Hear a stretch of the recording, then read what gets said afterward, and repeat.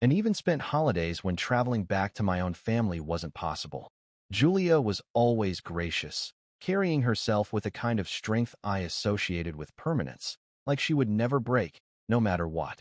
That summer day, I drove to Austin after work because I had left my laptop at Matt's place after a basketball game. I told myself it would be a quick stop, just in and out before heading back on the road. The streets of his neighborhood were quiet, the Texas heat finally softening in the evening, and I remember thinking how ordinary it all felt. Nothing about that drive suggested that anything unusual was waiting for me. I parked outside the familiar house, the porch light casting a warm glow against the fading sky. I walked up the steps casually, rehearsing in my head how quickly I could grab the laptop and maybe say a quick goodbye before getting back on the highway. When I rang the bell, I expected Matt to open the door with his usual grin, probably distracted by whatever game he was watching. Instead, the door opened slowly, and standing there was Julia. She wasn't the Julia I had grown used to seeing, the composed woman who always had a calm word or a quick smile. Her hair was loose and messy, her robe barely pulled together, and her eyes looked tired and swollen, as if tears had only just dried or maybe had not stopped at all. The sight caught me off guard, freezing me for a second on the porch. I felt the shift instantly, that jarring moment when something familiar suddenly looks different, fragile, altered by an unseen weight. In that instant, the routine of my day, the predictability I had been living in, cracked. I realized this wasn't just a stop to retrieve a forgotten laptop. Something deeper was unfolding, something I hadn't anticipated, and I was already part of it simply by being there on that porch in front of her. We walked into the living room, a place I had been in countless times before, yet that night it felt unrecognizable.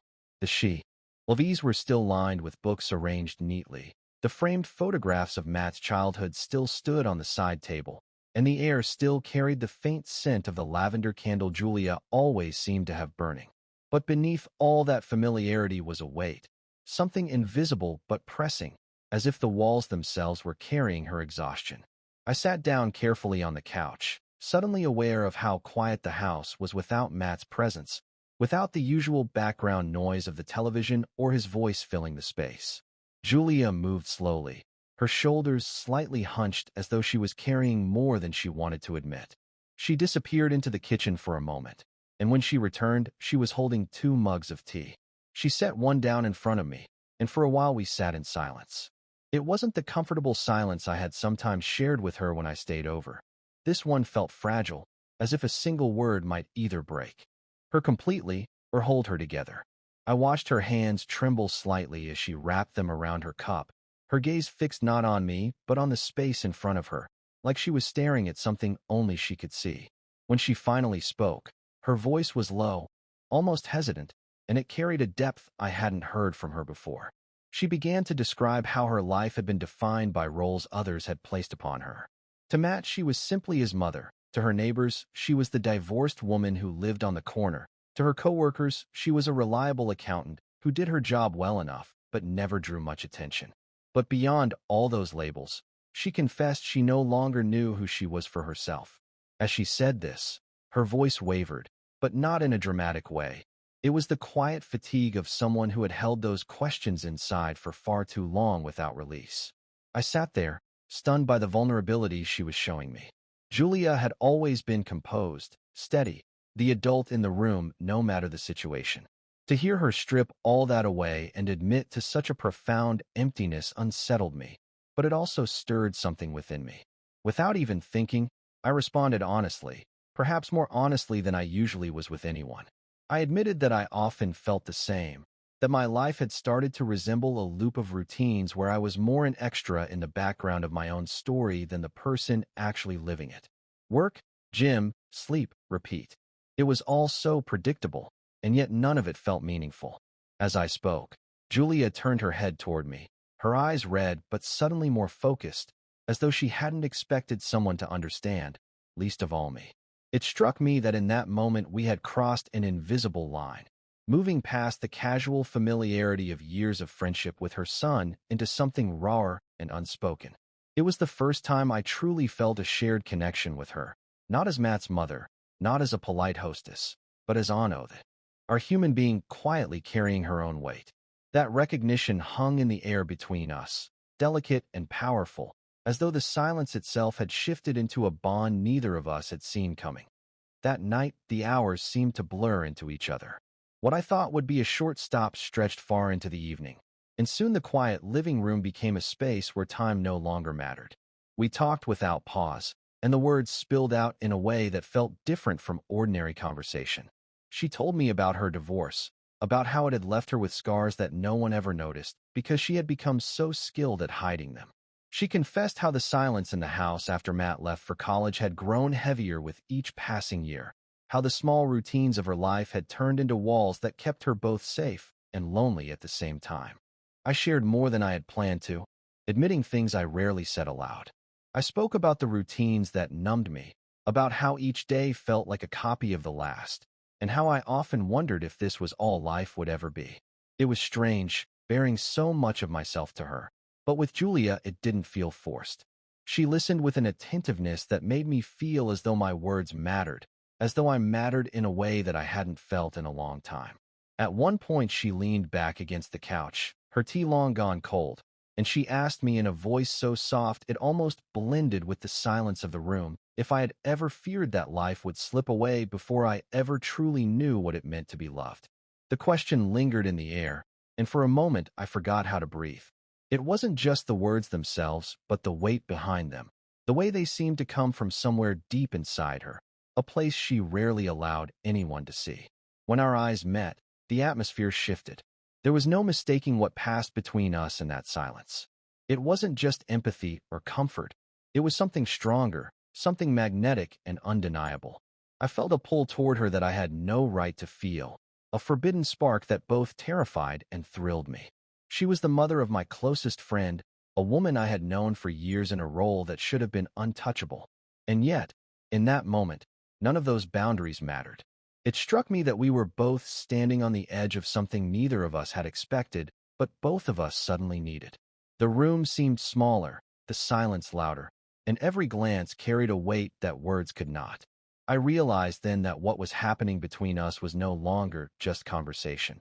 It was the beginning of something we both knew was forbidden but impossible to ignore. At a week later, everything unraveled.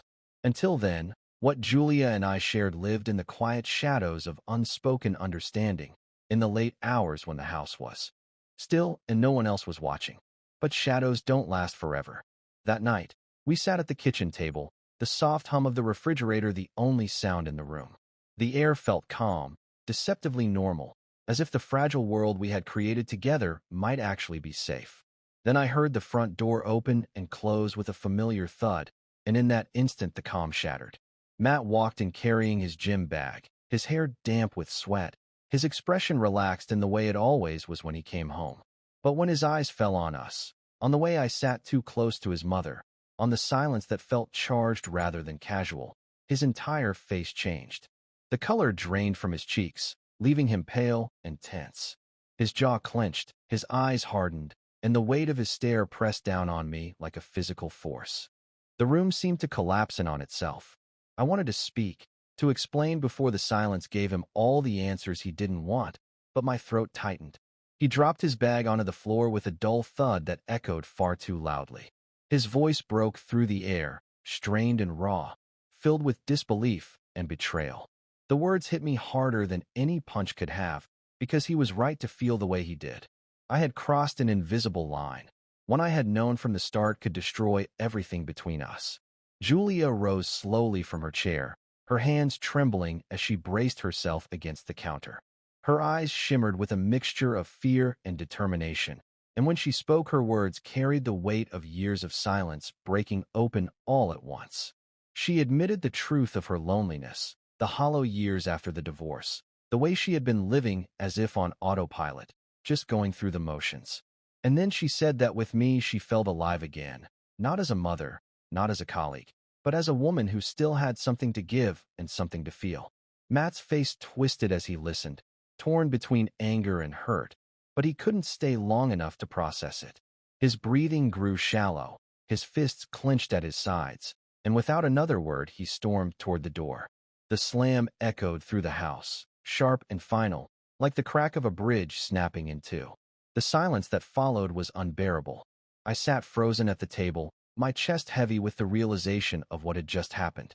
Julia stood beside me, her eyes glassy, her body trembling, but neither of us said a word. In that moment, I understood that I might have lost not only my best friend, but also the life I had always known. The walls of the house, once so familiar, now felt like they were closing in on me, suffocating in their weight. I knew nothing would ever be the same again. Months slipped by, and what at first had felt like a storm threatening to tear everything apart. Our tea slowly turned into something that made us stronger.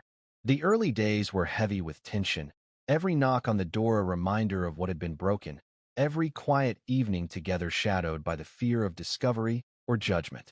Yet despite that, Julia and I held on. We didn't retreat back into silence or distance. We leaned into the chaos, into the awkwardness, into the hard conversations. What could have ended us instead became the foundation for something unshakable. Julia began to change in ways that surprised me. For years I had only known her as steady, reserved, dependable to a fault. But now I saw her blossom.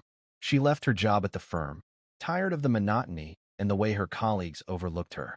She poured herself into starting a small tax consulting agency, something that had once been only an idle dream. Watching her sit at the dining table late into the night, papers and spreadsheets spread around her, I noticed a spark in her eyes that I hadn't seen before. It wasn't just about work, it was about reclaiming her own life. Seeing her step into that version of herself was inspiring in a way that reached deep inside me. Her courage made me confront my own stagnation. I had coasted for years, letting routine define me, content with stability but empty inside. With her pushing herself forward, I couldn't ignore my own wasted potential any longer. I enrolled in advanced programming courses, the kind I had always put off because they felt intimidating, and threw myself into them.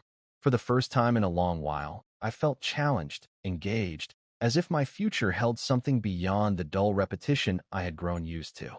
The hours I spent studying were exhausting but rewarding, and slowly I started to believe in myself in a way I never had before.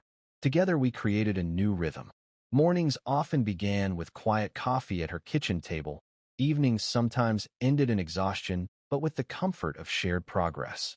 We encouraged each other, celebrated small victories, and when doubts crept in, we reminded each other of how far we had already come.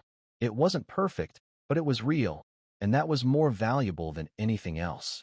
Then, one afternoon, an invitation arrived that I didn't expect. Matt asked me to come to a barbecue at his place. The thought of seeing him again after everything that had happened twisted my stomach, but I knew I couldn't avoid it forever. The day of the gathering, I stood beside Julia as we walked into the yard filled with the smell of grilled food and the buzz of conversation. Matt was there, older somehow in the way he carried himself, his expression guarded but not hostile. When the moment came, he pulled me aside. His eyes shifted from his mother, laughing with a neighbor across the yard, back to me. There was a long silence, and then he spoke, his voice steady but heavy with meaning.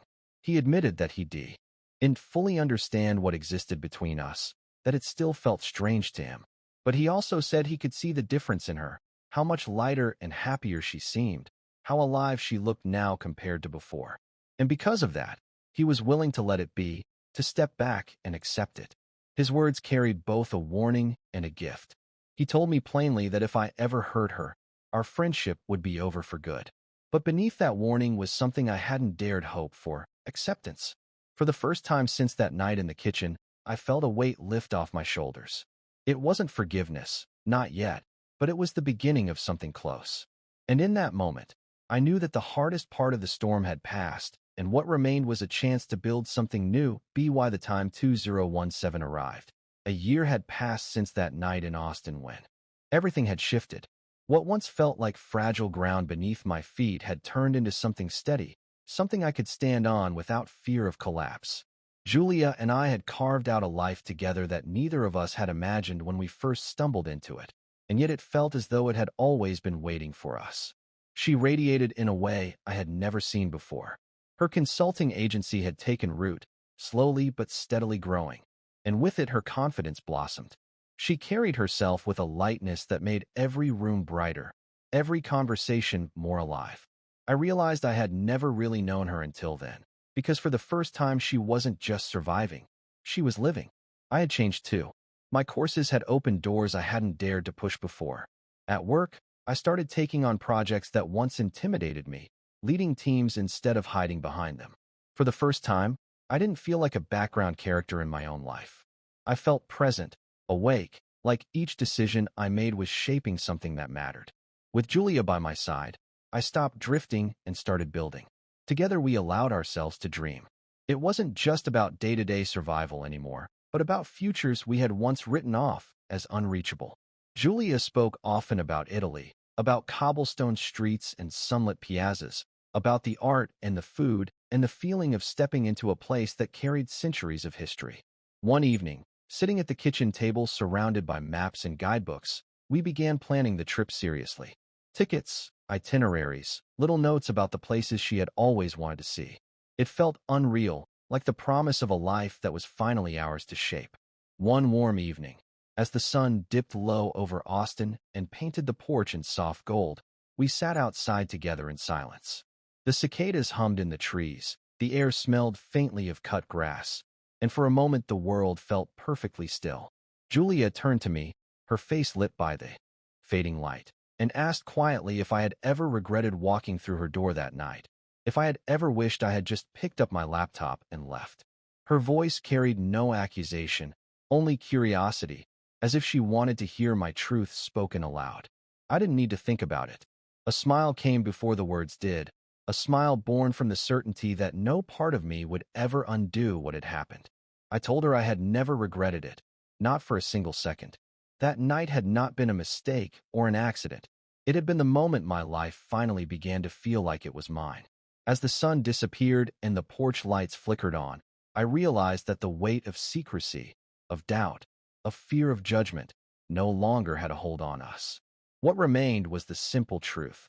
Love had found us in the most unexpected place, and it had taught me that the moments we fear the most can sometimes become the very foundation of everything worth living for.